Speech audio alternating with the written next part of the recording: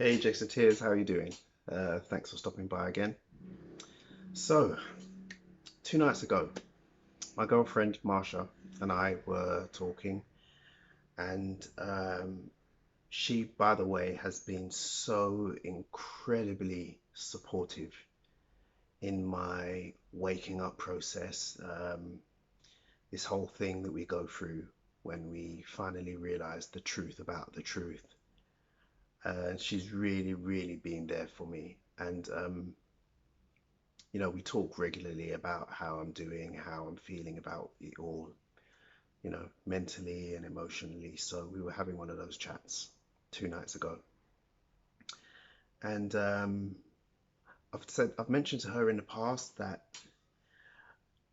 I've kind of formulated in my mind what I wanted to do in the paradise, what I wanted my house to look like, where I wanted to live, the kind of things that I would pursue on a daily basis, all of that stuff. Because in the Jehovah's Witness organization, you're encouraged to make the paradise real to yourself. So we're encouraged to think about all of those things. So I've talked to her about that in the past. And since I've woken up, she's tried to encourage me to try and pursue those kind of things now. Said make your paradise now. You can have paradise on earth now. You don't have to wait until you know, the so-called end of the world or the new system or whatever, you don't need to defer your goals or your dreams, you can have those things in this life now, which I totally agree with. So she said to me, so if you could have paradise on earth now, what would it be like? And I sat there for a moment and then I thought to myself, I don't actually know. I honestly don't actually know. And she said to me, what are your hopes or dreams for the future? And I was like, I don't really have any. And in that moment, I felt like I wasn't even a real person, because who doesn't have, hopes or dreams or ambitions for the future? It made me feel like I wasn't a real proper person. And I'll be honest, I started crying. I honestly did, because I've never really had to think about it before.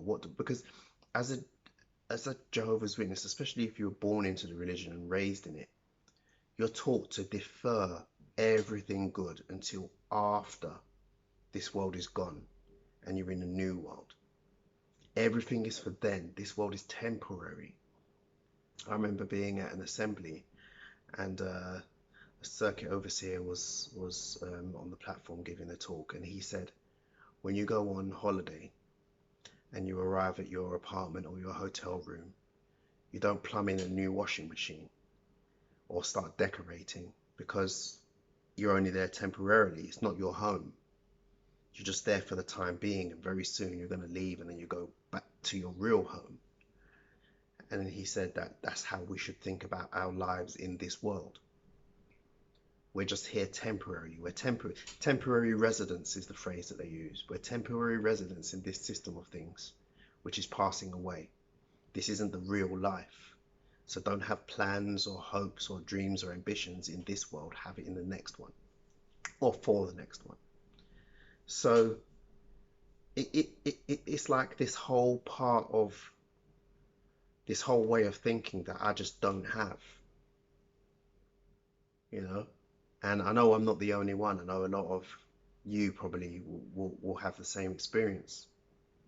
So what I want to talk about today is just giving yourself permission to have hopes and dreams and ambitions and desires. Give yourself permission to have those things. You know, think about what kind of things you're passionate about, what kind of things you enjoy, and see if you can somehow take that to another level or enjoy it in a much more expanded way. You know, try new things, try out new things, new hobbies and interests, and see if there's any way that you know you can form those into like a long-term dream or a long-term ambition.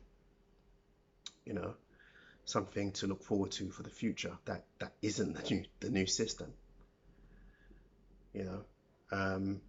I know that's something I'm personally going to start doing, especially after the conversation we had a couple of nights ago. I don't know what that's going to be yet. Actually, I used to really, really enjoy scuba diving. I've done it a few times. I had to stop it for health reasons, but those health reasons no longer apply. So that's something that I might want to get back into again. Also, thank you if you watched my previous video, the poem. Poetry is something that I really, really enjoy, both writing it and reading it. I haven't written poems for years. I mean, I wrote one about a year ago, but before that, I hadn't picked up a pen and written any poetry for literally years, well over a decade. And that's something that I think I might want to start getting into again. I might even do a few more poetry videos about my whole ExJW experience. Or I might even write a book about a book of poems about being an ExJW or waking up from the Jehovah's Witness religion. That's something that I might want to do. So I'm definitely going to give it some thought about the kind of things that I want to do for the future in a long-term way, you know, hopes, dreams, desires, ambitions. So that's what I want to encourage you to do. If you're an ExJW and you don't really know what you want to do, what you want to get out of life, you don't really have anything to look forward to, you're just going through the motions of day-to-day life, develop some ambitions, you know. Or if you're still in the religion but you're not mentally in, uh, we in the ExJW community call that PIMO, P-I-M-O, physically in, mentally out. If that's you and you're thinking about leaving, but you don't know what you're going to do if you leave, start thinking about it. Start thinking about it now. You know, one thing that that keeps coming up when I watch a lot of ExJW videos is that people are taught in the religion that once you leave the religion and you're out in the world, your life is just going to go down the toilet. I mean, I've heard that so many times in my life, but I didn't realize it was actually a thing that all witnesses are taught until I started seeing these videos. It's an actual thing. You know, you're going to end up on drugs, you're going to end up in prison, you're going to get an STD, you know, and all of these like worst case scenarios that they present to you as being inevitable once you leave. And it's just so far from the truth. It's just so far from the truth. And you know, it's scare tactics basically. It's scare tactics like that M. Night Shyamalan movie, The Village, where they have these people that are just in this village and they just tell them lies to keep them there. You know, yeah. So don't be scared about what your life is going to be like if you do decide that you're going to leave. You know, it is possible to not be a Jehovah's Witness and to live a decent, fulfilled, and happy life. It's completely possible.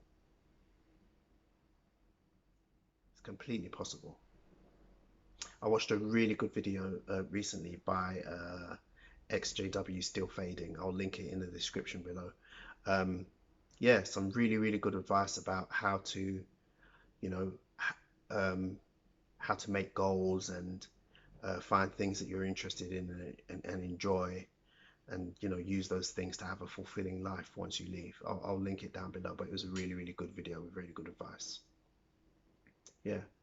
So just wanted to make this a quick video to let you guys know that. I hope this helps someone. Please feel free to comment, or if you have anything that you know like me to make a video about, please feel free to say so below. And also feel free to contact me as well. A few people have contacted me, which I'm really, really grateful for.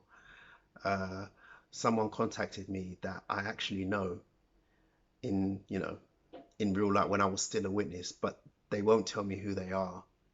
But I'm really, really glad that they, you know, they felt comfortable to reach out to me, even albeit anonymously, you know. So yeah, I just want to help people in a similar situation to myself and let them know that there is hope. There is life after jw.org. Okay. Thanks very much for watching, and I'll catch you in the next one.